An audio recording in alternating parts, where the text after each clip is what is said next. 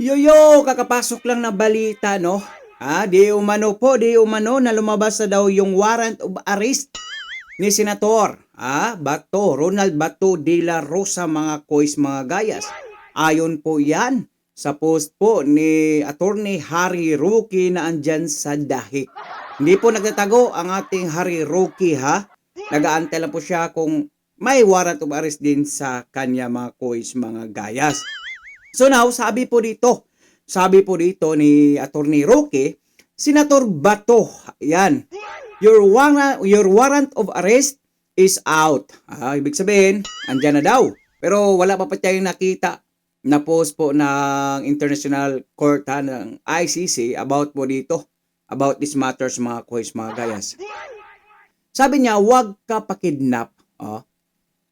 Kasi yung nangyari kasi kay Tatay Digong, parang, hindi naman parang nakidnap talaga. Biruin mo, walang kaso siya dyan sa Pilipinas. Ngunit pinadala po. Malamang sa malamang ito ding mangyayari kay Senator Bato de la Rosa kung magpapahuli siya. Insist that you have the right to be brought before a Philippine court first. Tama naman po yon. Tama naman po yung wag siyang magpapakidnap. Dahil pag nahuli talaga itong si Senator Bato de la Rosa, malamang sa malamang, yung nangyari kay Tatay Digong, ganun ding mangyayari sa kanya, mga kois, mga gayas. So, kita naman po natin talaga yung lahat ng mga kalyado ng ating Tatay Digong ng dating presidente ay ginigipit po nila. Mga senators, ayan. Pag nakita nila ito, kaalyado to ng dating presidente ng mga Duterte. Bakit? Ano plano nila? Pababagsakin nila. Bakit? May plano po sila sa this coming 2028 election, mga kois, mga gayas. Kitang-kita naman yung pamumulitikan nila, mga kois, mga gayas, no? So, maganda sigurong gawin ngayon Senator Bato de la Rosa ay kagaya ni General Bantag. Magtago sa kanalalabas pagkatapos ng 2028 election kung mananalo si Sara Duterte, mga kois, mga gayas. Ito namang talagang Senate President natin. Anong sabi ng Senate President natin? Ang sabi nila, walang gagalaw sa iyo sa loob ng Senate House. Pero pag andyan ka sa labas, wala nang pakils ang ating Senate President. Wow!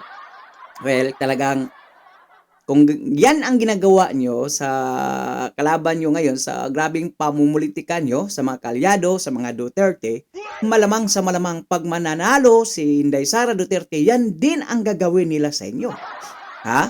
Kaya the best things you do, Mr. Senators, is to hide with General Bantag. Kasi yan lang tanging paraan. Kasi wala naman talagang kaso ang ating napakabutihing Senator Bato de la Rosa dito sa court ng Pilipinas. Gaya nga kay Tatay Digong, walang kaso siya dito, mga kuwis. Sa pagmamadali po ng ating administrasyon, ng kanilang mga kalaban, ay mabilis po talagang yung pangyayari. Lahat ay gagawin. Kahit illegal yung pagpapadala nila kay Tatay Digong sa dahig Netherlands. Malamang sa malamang, ganun din po yung mangyayari kay Senator kung mahuhuli. Walang proseso, basta maipadala. Unti-unti na si Harry Roque, si Bato de la Rosa, lahat ng mga kalyadong mga senator o kahit hindi mga kalyado, basta lumabag sa kanilang mga kagustuhan. Ganun po talaga yung gagawin nila. Grabe. Sa panahon ni Tatay Digong, kahit nakalaban si Leni Robredo, hindi po nagagawa. Hindi po kayang gawin ni Tatay Digong na pa-impeach si Leni Robredo o anong gagawin dyan. Wala, basta sa kanya magtrabaho lang, binabantayan yung korupsyon. Ngayon, talagang hugas kamay, Poncio Pilato ang ating presidente. Sa nangyayaring insertion, wag ka. Siya yung pumirma dyan, posibleng hindi niya alam. Tapos marami pang nagsasabi, mga tuta nila, na dahil daw kay PBBM, ayan, na bulabog yung insertion, yung korupsyon dyan sa DPWH. Sino bang unang nakadiskubre dyan? Kaya nga kumalas ang ating Vice Presidente na si Sara Duterte. Kasi alam niyang may malaking sindikato nangyayaring korupsyon sa administrasyong ito. Ha? Siya mismo nagbunyag, kaya nga maraming nababash siya. No? Ano bang mga bash niya sa nung binunyag na ito? Ha? Ano ba? Sinabi na balino daw ang ating vice presidente kasi yung pagmamahal niya sa ating mga kababayan, sa ating mga Filipino. Yung pagmamahal niya talaga ay talagang nasa puso niya, ayaw niyang tinatarantado tayo, ginagago tayo ng gobyernong ito, mga kuis. Ha? Siya po unang nakabunyag o nakadiskubre na ay mayroon pong malaking korupsyon na nangyayari sa administrasyon ni PBBM. Yan po ang totoo. Tapos ngayon, nung nakabulyaso na, ay agad naman ay parang hero itong ating presidente. Ha? Parang hero talaga yung ating presidente. Mga kuis, mga gayas. Huwag ka, yung PhilHealth, sabi niya, ay talagang naibigay na raw. Ngayon, kinu-question, ha?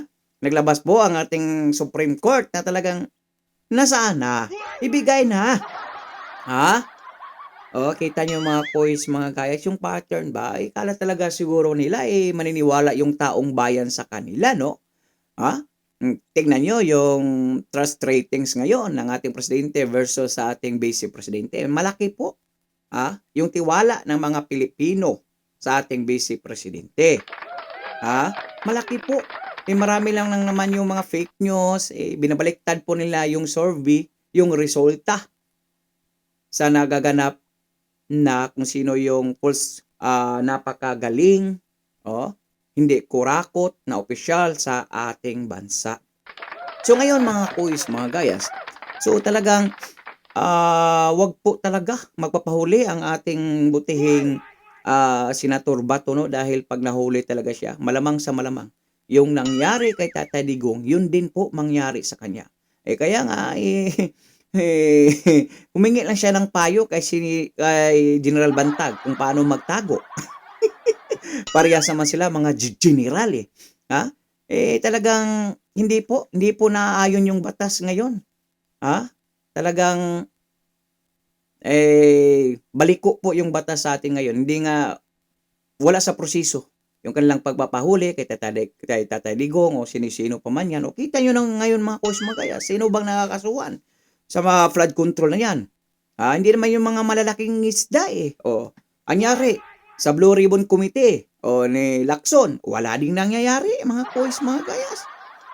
O maraming nang nagbibitiw na kabiniti dahil alam nila wala tong administrasyon na ito, palpak sa lahat ng palpak.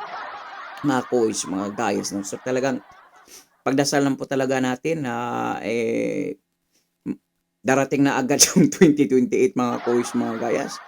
Marami talagang galit na yung taong bayan. Ngunit trumispito lang po tayo sa batas.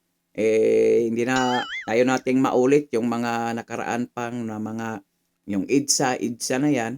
Antayin lang po natin yung batas o proseso o yung kagustuhan ng ating Panginoon. Dahil alam naman po natin na sino talaga yung gumagawa ng tama at mali dyan sa gobyerno natin, mga kuis, mga gayas.